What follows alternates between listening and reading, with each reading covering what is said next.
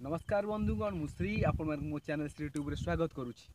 बंधुगण आज मुझे आपन को कहवाक जाऊँगी रावण को दशानन कहीं कहुए। बहुत रामायण को नहीं बहुत लोक अंधविश्वास अच्छी।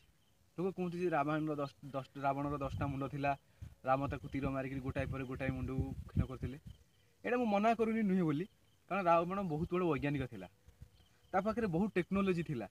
से निजर क्लोनिंग मुंड तैयारी करथाई पारे, एटा असंभव किछि नुहे तापई से सब करथाई किंतु एथिपाई रावण को दशानन कहुए ना। रावण को कौन दशानन कहुए मुझे आपको निश्चय जनइबी।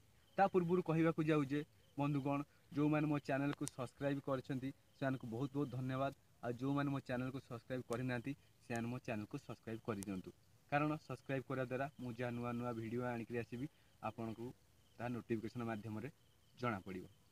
ताले बंधुगण ए कह जाऊे रावण को कौन कि दशानन कहुए। रावण गोटे पंडित, एक ब्राह्मणर पुत्र, जेहेतु कर्म खराब हुए असुर आख्या दि जाइए छाड़ से कथा। किंतु सी जेहेतु गोटे जन ब्राह्मणर पुत्र, सी कौन करथिला ना 4 वेद 6 वेदांगर को मुंडे रखी जहाँ एक मनुष्य कष्टसाध्य, सी किंतु ताकू मन रखी से दशानन कहुए। जे 4 वेदर ज्ञाता आ 6 वेदांग को भल भाव जाणिकी मुंड रखि दशानन कहुए। किंतु लोक पाखे जो भ्रांत धारणा अच्छी तार 10टी मुंड थी दशानन, प्रकृत में रावणर गोटे मुंड। से टेक्नोलोजी मध्यम आउ 9टा मुंड लगे थाईपे, एक कथा छाड़ू, किंतु दशानन ताकू एइथि पई कहुए। नमस्कार।